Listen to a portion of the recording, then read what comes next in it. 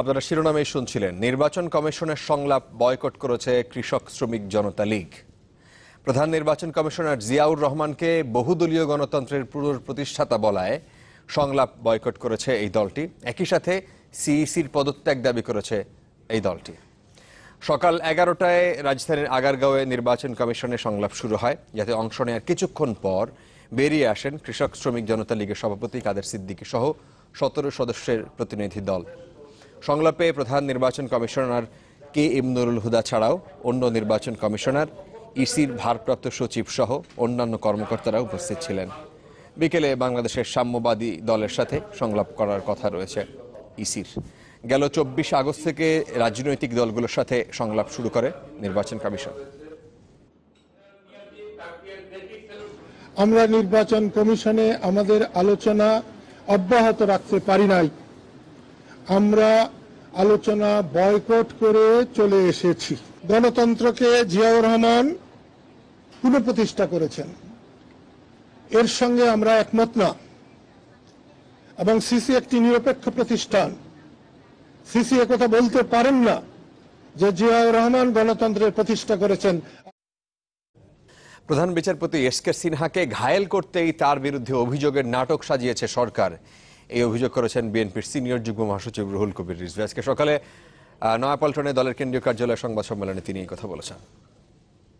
বিবৃতিতে জানানো হয়েছে, প্রধান বিচারপতিকে বাদ দিয়ে আপিল বিভাগের অন্যান্য বিচারপতিদের ডেকে নিয়ে রাষ্ট্রপতি বৈঠক করেছেন এবং তাদের বুঝিয়েছেন। দেশের সংবিধান বিশেষজ্ঞরাও বলছেন যে এটা সংবিধানে নেই। প্রধান বিচারপতিকে বাদ দিয়ে আপিল বিভাগের অন্য বিচারপতিদের নিয়ে বৈঠক করে রাষ্ট্রপতিও সংবিধান লঙ্ঘন করেছেন। রুহুল কবির রিজভী। আধিপত্য বিস্তার নিয়ে চট্টগ্রাম কলেজে আবারও সংঘর্ষে জড়িয়েছে ছাত্রলীগের দুই গ্রুপ। আহত হয়েছেন এক পুলিশ সদস্য সহ অন্তত 3 জন। পুলিশ ও প্রত্যক্ষদর্শীরা বলছেন যে বেলা 11টার দিকে ব্যানার টানানো নিয়ে কলেজ ক্যাম্পাসে সংঘর্ষে জড়ায় ছাত্রলীগের দুই গ্রুপ। এ সময় একজন ছুরিকাহত হন। পরিস্থিতি নিয়ন্ত্রণে আনতে পুলিশ লাঠিচার্জ করলে ইট পাথর ছুঁড়ে মারে ছাত্রলীগের কর্মীরা।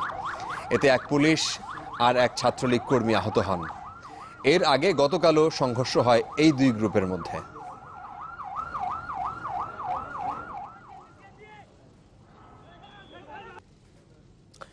মৃত্যুফাঁদ ব্লু হোয়েল গেমের সব লিঙ্ক 6 মাসের জন্য বন্ধের নির্দেশ দিয়েছেন হাইকোর্ট। বিচারপতি মঈনুল ইসলাম চৌধুরীর নেতৃত্বে 2 সদস্যের একটি বেঞ্চ আজকে এই আদেশ দিয়েছেন। একই সাথে মধ্যরাতের পর মোবাইল অপারেটরগুলোর বিশেষ ইন্টারনেট অফার বন্ধেরও নির্দেশ দিয়েছেন হাইকোর্ট। এই গেম বিটিআরসি বন্ধ করতে পারে কিনা জানতে চান হাইকোর্ট। এই সময় প্রাপ্তবয়স্ক না হওয়া পর্যন্ত সন্তানদের হাতে স্মার্টফোন দেওয়া উচিত নয় বলেও মন্তব্য করেন হাইকোর্ট। ব্লু হোয়েলে আসক্ত হয়ে সন্তানের আত্মহত্যার জন্য অভিভাবকদেরকেও দায়ী মনে করেন আদালত। ব্লু হোয়েল নিয়ে গতকাল 3 জন আইনজীবী রিট করেছিলেন।